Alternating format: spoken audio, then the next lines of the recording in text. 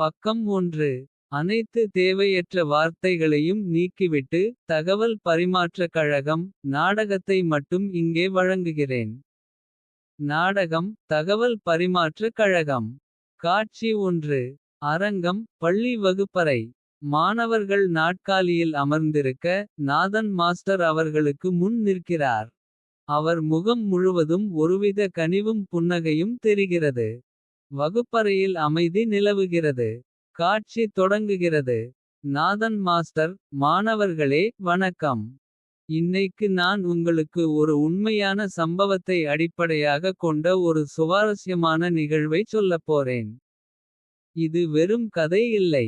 தொழில்நுட்பம் எப்படி ஒரு சாதாரண மனிதனோட பெரிய கனவை நிஜமாக்கியதுங்கிற. உண்மையில் நடந்த ஒரு நிகழ்வு. மாணவன் 1. வாவ். உண்மை சம்பவமா மாஸ்டர். சூப்பர். மாணவி 2. என்ன சம்பவம் மாஸ்டர். சீக்கிரம் சொல்லுங்க. நாதன் மாஸ்டர் இது ஒரு நண்பனைப் பத்தின நிகழ்வு. அவன் பெயர் திருப்பதி. இன்னொரு நண்பன் சிவசங்கரன். திருப்பதிக்கு ஒரு பெரிய கனவு இருந்தது. அந்த கனவு அவனுக்குள்ள எவ்வளவு பெரிய வலியை தந்துச்சுன்னா. அதை வெளியே சொல்லக்கூட அவனால முடியலை. மாணவன் 3. என்ன கனவு மாஸ்டர். சீக்கிரம் சொல்லுங்க. நாதன் மாஸ்டர் ஒரு நாள் திருப்பதி சிவசங்கரன் வீட்டுக்கு வந்தான். அவன் முகமெல்லாம் வாடிப் போய் அழுது கொண்டிருந்தான். சிவசங்கரன் அவனை கேட்டதும் திருப்பதி என்ன சொன்னான்னு தெரியுமா. அந்த உண்மை சம்பவம் இப்பொழுது தொடங்குகிறது. நாதன் மாஸ்டர் புன்னகைக்கிறார்.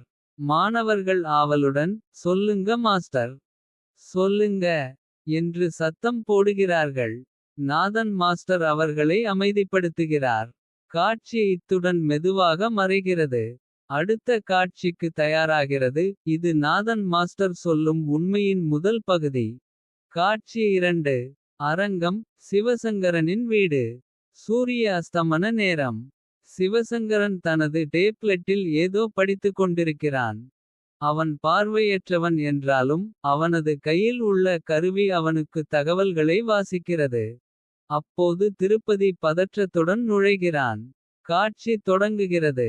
திருப்பதி கதவை திறந்து கொண்டு வேகமாக உள்ளே வருகிறான். அவன் முகம் வாடியிருக்கிறது. கண்களில் கண்ணீர் கோர்த்திருக்கிறது. சங்கர். சிவசங்கரன் சத்தத்தை கேட்டு திரும்பி அட திருப்பதியா. வாடா என்னாச்சு. ஏன் இப்படி பதட்டமா இருக்க. வா வந்து உட்காரு. திருப்பதி வேகமாக வந்து சிவசங்கரன் அருகில் அமர்கிறான். அவன் அழுகையை அடக்க முடியாமல் முகத்தை புதைத்து அழ ஆரம்பிக்கிறான். சிவசங்கரன் கனிவுடன் என்னடா ஆச்சு. ஏன் இப்படி அழற. ஏதாவது பிரச்சனையா. என்கிட்ட சொல்லுடா. திருப்பதி அழுகைக்கு இடையில் குரல் தழுதழுக்க. சங்கர். எனக்கு ஒரு பெரிய ஆசை இருக்குடா. ஆனா அது நிறைவேறவே நிறைவேறாது. சிவசங்கரன் ஆச்சரியத்துடன் என்னடா ஆசை. ஏன் நிறைவேறாதுன்னு நினைக்கிற.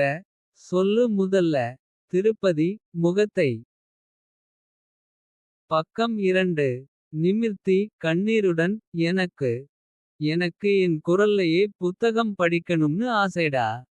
சிவசங்கரன் குழப்பத்துடன் உன் குரல்லையேவா. நீ பேசுனா அது புத்தகம் மாதிரி கேட்குமான்னு சொல்றியா. திருப்பதி இல்லை என்று தலையசைத்து இல்லைடா. நீ கேள்விப்பட்டிருக்கியா. இப்போதெல்லாம் ஒரு தொழில்நுட்பம் வந்திருக்காம். நாம நம்ம குரலை பதிவு செஞ்சா வாய்ஸ் ரெக்கார்ட் அப்புறம் நம்மளோட அதே குரலில். AI மூலமா எது வேணும்னாலும் பேச வைக்கலாமாம். அந்த குரலை நாம விரும்பியபடி புத்தகங்களை எல்லாம் படிக்க வைக்கலாமாம். என் குரலிலேயே ஆனா AI தொழில்நுட்பத்தோட புத்தகம் படிக்கணும்னு ஆசை சங்கர். திருப்பதி மீண்டும் கண்கலங்கி பார்க்கிறான். அவனது ஆசை ஒரு பெரிய கனவு போல தெரிகிறது. திருப்பதி இந்த தகவல் பரிமாற்ற கழகம் அப்ளிகேஷன்ல இந்த மாதிரி வசதி இருக்குதான்னு தெரியல. ஆனா எனக்கு என் குரல்லையே எல்லாத்தையும் கேட்கணும் சங்கர். அதான் என் பெரிய ஆசை. திருப்பதி மீண்டும் அழ ஆரம்பிக்கிறான். சிவசங்கரன் அவன் முகத்தை பார்க்கிறான். திருப்பியின் கண்களில் ஒரு புதிய தொழில்நுட்பத்தின் மீதான ஆவலும். அதை அடைய முடியாத இயலாமையும் தெரிகிறது. காட்சி மெதுவாக மறைகிறது. காட்சி 3. அரங்கம் சிவசங்கரனின் வீடு. சிவசங்கரன் தன்னுடைய ஆண்ட்ராய்டு மொபைலை பிடித்திருக்கிறான். திருப்பதி அவன் அருகில் அமர்ந்திருக்கிறான் ஒருவித நம்பிக்கையுடன். காட்சி தொடர்கிறது. சிவசங்கரன் யோசனையுடன் திருப்பதி. நீ என் மேல நம்பிக்கை வச்சிருக்கியா. திருப்பதி உடனே உன் மேல நம்பிக்கை இல்லாம வேற யார் மேலடா நம்பிக்கை வைப்பேன். உனக்குத்தான் எனக்கு எல்லாமே. சிவசங்கரன் புன்னகையுடன் எனக்கு தெரியும்டா. உன் ஆசை என்னாலேயே முடியலன்னா இந்த அப்ளிகேஷன் ஓனர் யாருன்னு உனக்கு தெரியுமில்ல. அவங்க கிட்ட நம்ம உதவி கேட்கலாம். அவங்க தான் இந்த அப்ளிகேஷன உருவாக்குனவங்க. அவங்க கிட்ட கேட்டா கண்டிப்பா ஒரு வழி இருக்கும். திருப்பதி ஆச்சரியத்துடன் யாருடா. சிவசங்கரன் கூகிள். அவங்களுக்கு எல்லாம் தெரியும்.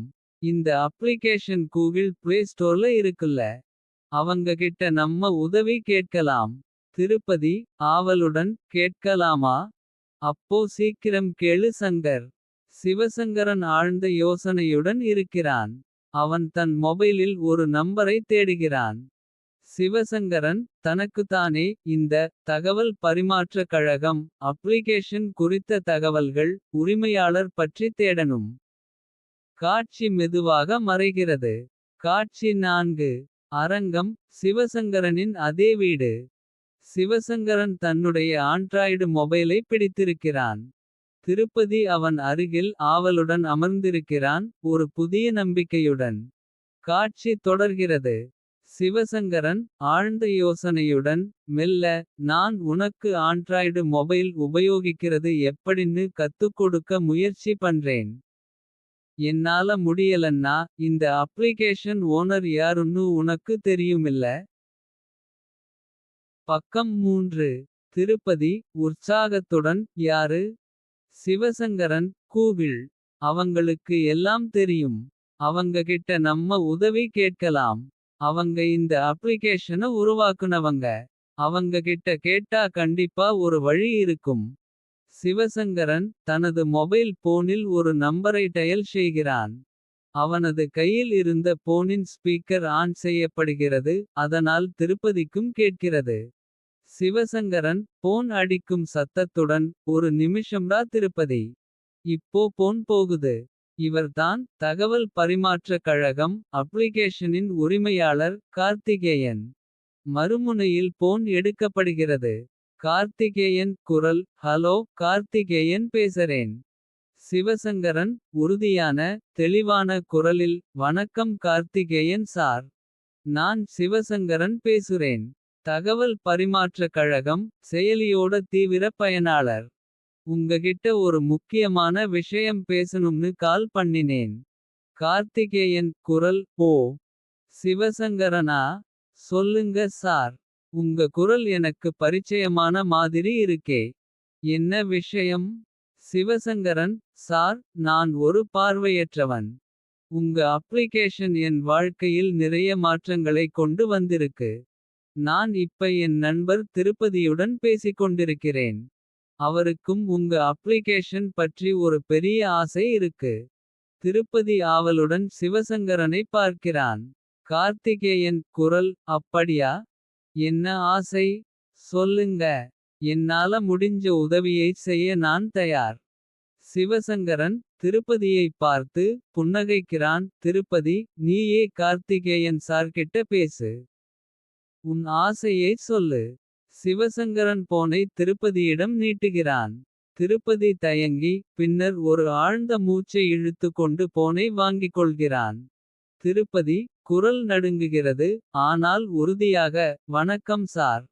நான் திருப்பதி பேசறேன். எனக்கு ஒரு பெரிய ஆசை இருக்கு சார். காட்சி இத்துடன் முடிவடைகிறது. காட்சி 5. அரங்கம் சிவசங்கரனின் வீடு. சிவசங்கரன் அருகிலேயே அமர்ந்திருக்க. திருப்பதி மொபைல் போனை பிடித்து கொண்டு கார்த்திகேயனிடம் பேசத் தயாராகிறான். காட்சி தொடர்ச்சி. திருப்பதி குரல் நடுங்குகிறது. ஆனால் உறுதியாக வணக்கம் சார். நான் திருப்பதி பேசறேன். எனக்கு எனக்கு ஒரு பெரிய ஆசை இருக்கு சார். கார்த்திகேயன் குரல் சொல்லுங்க திருப்பதி. என்ன ஆசை. தயங்காமல் கேளுங்க. திருப்பதி ஒரு ஆழ்ந்த மூச்சை இழுத்துக்கொண்டு. சார். நான் தகவல் பரிமாற்ற கழகம் பத்தி கேள்விப்பட்டேன். அது ஒரு அருமையான அப்ளிகேஷன்னு சொல்றாங்க. அதுல படத்துல இருக்கற எழுத்துகளை கூட படிக்கும். தமிழ்ல பேசும்னு கேள்விப்பட்டேன். அது மட்டும் இல்லை. இப்போல்லாம் நம்ம குரலை AI மூலமா க்ளோன் பண்ணி. அந்த குரலிலேயே எது வேணும்னாலும் பேச வைக்கலாமாம். அந்த குரலை நாம விரும்பியபடி. புத்தகங்களை எல்லாம் படிக்க வைக்கலாமாம். பக்கம் 4. என் குரலிலேயே ஆனா AI தொழில்நுட்பத்தோட புத்தகம் படிக்கணும்னு ஆசை சங்கர். சிவசங்கரன் திருப்பதியை பெருமையுடன் பார்க்கிறான். திருப்பதியின் குரலில் உள்ள தீவிரமும். ஆசையும் கார்த்திகேயனைச் சென்றடைவதை உணர்கிறான். திருப்பதி குரல் சற்று உயர்கிறது. தயவு செய்து அது இலவசமாகவே இருக்கட்டுமே சார். அதை காசுக்கு ஆக்கிடாதீங்க. எனக்கு அது தேவை சார். எனக்கு அது கட்டாயம் வேணும். தயவு செஞ்சு எனக்கு அந்த கனவை நிறைவேற்றி தாங்க சார். கார்த்திகேயன் மறுமுனையில் அமைதியாக கேட்கிறான். திருப்பியின் குரலில் உள்ள ஆழமான உணர்வுகள் அவனை கவர்கின்றன. கார்த்திகேயன் குரல் மெதுவாக திருப்பதி. நீங்கள் சொல்வது எனக்கு புரிகிறது. உங்கள் ஆசை மிகவும் பெரியது. குரல் குளோனிங் என்பது ஒரு மேம்பட்ட தொழில்நுட்பம். அதை ஒரு அப்ளிகேஷனில் கொண்டு வருவது என்பது நேரம். முயற்சி மற்றும் நிறைய முதலீடு தேவைப்படும் விஷயம். அதுவும் இலவசமாகச் செய்ய வேண்டும் என்பது. திருப்பதி உடனே இடைமறித்து தெரியும் சார். ஆனால் அது என் போன்றவர்களுக்கு எவ்வளவு முக்கியம்னு கொஞ்சம் யோசிச்சு பாருங்க சார். என் குரல் அது ஒரு அடையாளம். அதுலயே நான் புத்தகத்தை படிக்கணும்னு ஆசைப்படுறேன். Please sir. காட்சி மெதுவாக முடிகிறது. கார்த்திகேயனின் அமைதி அவன் அடுத்த முடிவை யோசிக்கிறான் என்பதை காட்டுகிறது. காட்சி 6. அரங்கம் அழகான ஒரு தோட்டம். மாலை நேரம்.